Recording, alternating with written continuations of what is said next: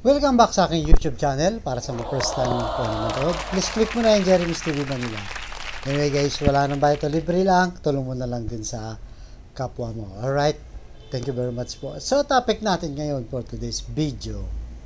Hi nga pala at kumusta sa mga Eskonyan na patuloy po na sumusuporta sa ating channel. Tuloy-tuloy na guys hanggang sa maitawid natin si Yorme sa pagbalik niya bilang mayor. Alright? So, topic natin ngayon guys, Chi Atienza, katandem ni Yorme, ating kilalanin. Actually ito, hindi pa natin siya masyadong kilala. Dito siya sa amin guys, sa 5th District ng Maynila. So, siyempre, kilala ang Atienza, yung kanyang tatay, dahil naging mayor siya dito at maganda naman ang naging record niya. Bukod dun sa kapatid niya si Ali Atienza at itong si Kim Atienza, na kilalang kilala rin. So dito guys, panoorin natin sa video na to, magpapakilala siya. At yung video na to galing kay Idol Models of Manila, na isang Eskonyan vlogger din. Makisubscribe po kayo guys. Pakisubscribe po sila, lahat po ng Eskonyan, para sa inyong suporta. So itong si Chi Atienza guys, medyo bata pa. Mamaya papakita ko yung mismong video. Political science daw ang natapos niya, at ano siya guys, matalino, magaling, at makita mo humble siya. At ikukwento niya dito kung ano mga naging nagawa niya habang yung kanyang ama ay mayor. So siguro di akalain na papasok siya sa politika, bagamat ang tatay niya ay nasa politics talaga, di ba? So narito guys, suriin muna natin siya, tapos magbigay tayo ng reaction. Alright? Pasok, Chi Atienza. Kasi doon sa aking barangay, kalahati po ng mga nakatira doon ay mga Muslim. Kaya mahal na mahal ko po ang mga kapatid nating Muslim. Pagtingin ko sa ginawa ni Yorme, nakita ko, siya pala ang gumawa ng Manila Muslim Affairs. Sabi ko, mahal din ang mga Muslim. And dahil ako po ay mula sa entertainment industry, nag-ABS-CBN po ako, tapos lumipat po ako sa GMA7, gaya ni Yorme. Marami po tayong mga kababayan na parte ng LGBTQ+, na meron pa rin pinagdadaanan ng diskriminasyon. Eh di ba sabi ng Panginoon, dapat pantay-pantay tayo. So ang ibig sabihin, dapat pantay-pantay din ang oportunidad ng lahat. Pagtingin ko kay Yorme, nakita ko mahal din niya ang mga LGBTQ+. Dahil gumawa siya ng grupong Bekshies of Manila. Kaya sabi ko, bakit parang pareho tayo? Yung advocacy akong pinaglalaban ng matagal na, ginagawa mo na pala nung mayor ka. Kaya binigay ko po kagad ang matamis kong oo.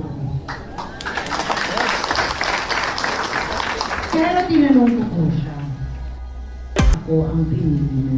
Pwede namang iba. Ang dami mo namang opsyon. Bakit ako? Ang sagot po niya, dahil nung bata ka palang kilala kita. Nakapagtapos ka ng political science, major in governance. Imbis na pumasok ka sa politika, tinulungan mo ang iyong ama. Dahil totoo po yan, nung vice mayor ang aking ama, naging mayor ang aking ama, at congressman ang aking ama, tahimik po ako sa likuran niya na tumutulong diretso sa tao. Dahil hindi, di ba sabi ng Panginoon, pag gagawa tayo ng kabutihan, hindi natin kailangan i-plaster ang mukha natin. Kasi kung pinaster mo ang mukha mo doon, kaakibat ng mabuti mong ginawa, tumatakbo ka na sa politika. Hindi ko po ninais, hindi ko inisip na tatakbo ko. Ang puso ko lang, dahil ang aking ama ay nagkaroon ng posisyon, ginusto kong gamitin yun para makatulong sa tao. At sabi ni Yorme, nakita ko yun, bata ka pa lang, at hindi yun ever natigil. At sabi niya, dahil gusto ko yung Buhay ng Maynila program ng amo mo, naalala niyo ba yun? Sabi niya, gusto ko ipagpatuloy natin yun magkasama. Sa Buhay ng Maynila program, ano po ang pinaka-naaalala niyong proyekto na maganda na hanggang ngayon naaalala niyo pa? Nagbibigay ng bigas sa isang kapal! Ay, maganda po yan dahil importante pong barangayan noong panahon ng aking ama. Pero, isang bagay, isang proyekto na alam ko na umaalingongaw pa rin hanggang ngayon sa inyong mga puso ay ang Rojas Boulevard. Naalala niyo yan? Ako ha? Sino dito ang nakipag-date sa Rojas Boulevard noon? Ay, proud siya! Yung itawag ko yung mga ko, hindi na magagalit mga asawa niyo. Matagal na nangyari yun.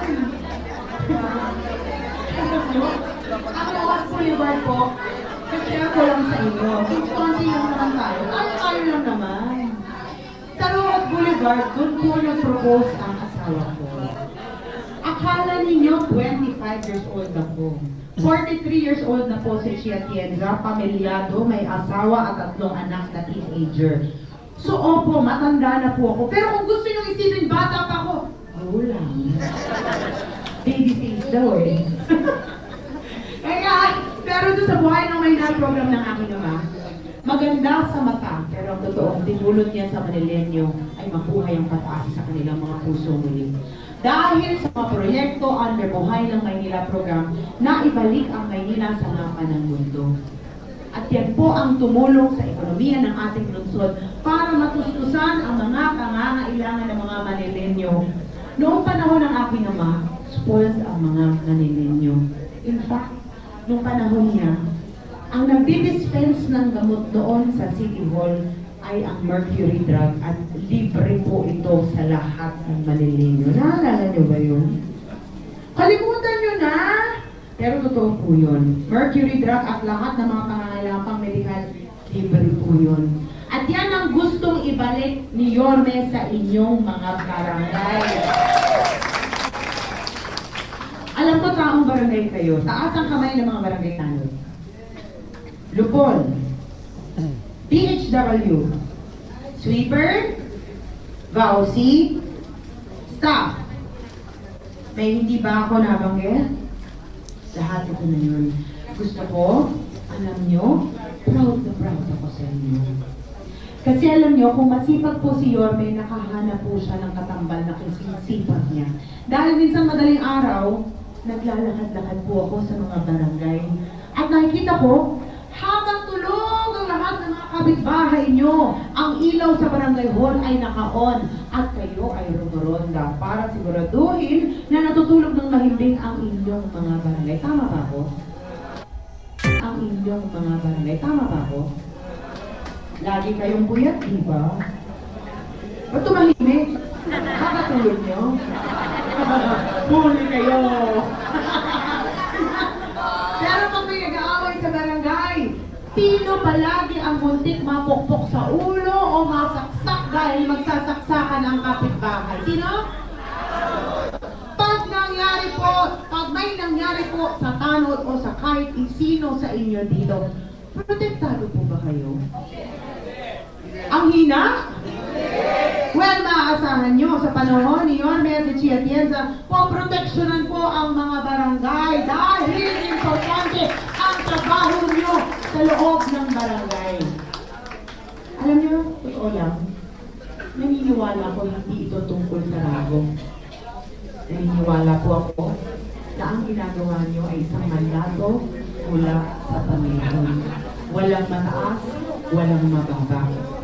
Pero ang lahat ng nandito ngayon is importante. Sapagkat isa sa inyo mawala sa barangay, bumili na kagad ang operasyon ng inyong barangay. Tama ba ako? Dahil doon palakpakan nyo naman mga sarili nyo. Sino na ginagawa nyo? Dapat na-appreciate nyo ang sarili nyo sa ambag na binibigay nyo sa inyong barangay. Dahil tulong din po yan sa ating lungsod.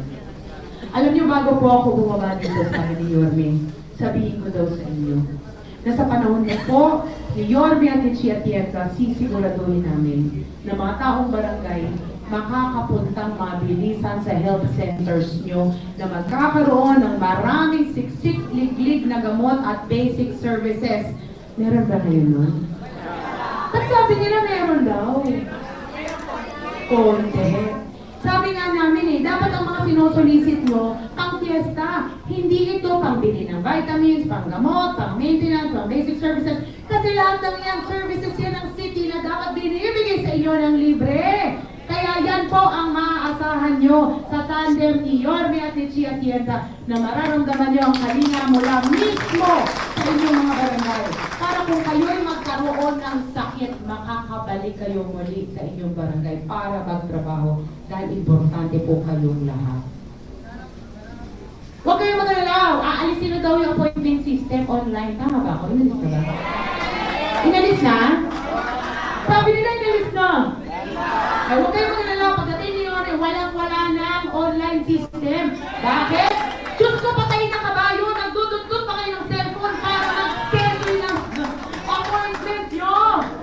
Dapat yan, pag may sakit kayo, diretso sa ospital at may gagamot sa inyo. Alam nyo, tingnan nyo ako. Tingnan nyo ako. Hindi po ako politiko. Ako po isang totoong tao na may malaking puso, malaking tenga na nakakarinig ng problema ng mga kapatid natin na pag-iwanan. Bakit? Dahil naniniwala ako na kung nandito ako ngayon, yan ay dahil sa Panginoon at bigyan ako ng misyon para marinig ang hinaing ng mga taong nakakadaupang palad ko.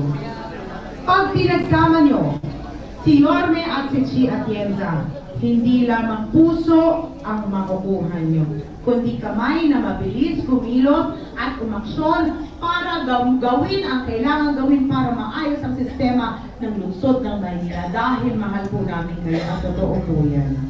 Kung sakaling makapasok po ako sa pintuan na nakabukas sa aking harapan, hindi po ako magbabago.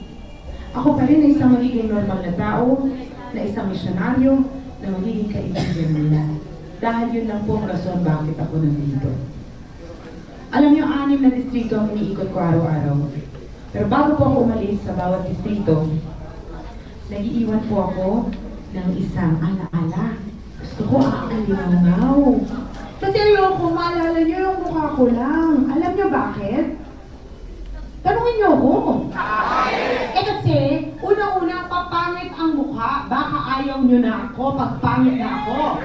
O baka naman akala niyo yung mukha ko, ako si Mayle. Kaya, ang gusto ko, iiwan sa inyo ang aking puso.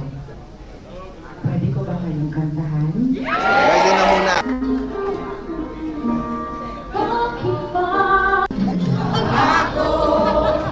Alam niyo, hindi po ni Yorme, nasabihin ko daw po sana sa inyo na kung tutulungan niyo rin po si Yorme at si Chi Atienza, sana tulungan niyo rin po ang mga konsihal na sa aksyon demokratiko sa aking likuran. Kami po ang tutulong para buhay muli ang Maynila at mga Manileño. At balang araw kung masungkit namin ang corona ni Yorme, nakakaasa po kayo na ang corona ito ay hindi po mapupunta sa ulo namin, kundi sa ulo ng bawat isang taong nandito ngayon. Dahil ginagawa namin ito para sa inyo at para sa Panginoon. Kaya lagi kami nagtatapos na, Manila! Mahal po namin kayo. So yun guys, napanood nyo, di ba? Mukhang nabitin kayo sa kanta. Ang galing pa, di ba? May talent pa guys sa pagkanta. Hindi ko lang tinuloy kasi baka makapiright ako guys. Sayang naman yung effort natin. Pero kung titignan mo guys, di ba? Anong masasabi nyo? Yan ang kailangan nating leader. Mga bata pa. Di ba? Physically fit, mentally fit. Di ba? At humble siya ha? Kahit naging mayor ang tatay niya, pagka na lumapit siya sa tao, kita mo yung sinceridad niya guys. 'Di ba? Walang kaarte-arte. Talagang swak sila guys. Swak sila ni Yorme, mukhang mas mapapaganda pa ang tandem nila kaysa nung kay Hani Lacuna. Kaya tuloy-tuloy lang tayo guys at suportahan natin 'to. Gaya ng sabi ko, hanggang maitawid natin sa 2025 sa pagdating ng election para maging great again ang Manila. 'Di ba? So, kilalanin pa natin ng mabuti at tuloy lang ang suporta natin sa Isko Chi Tandem. Alright guys, so hanggang dito lamang po. Baka yung susunod kong vlog. Pilipinas, God first, and Manila.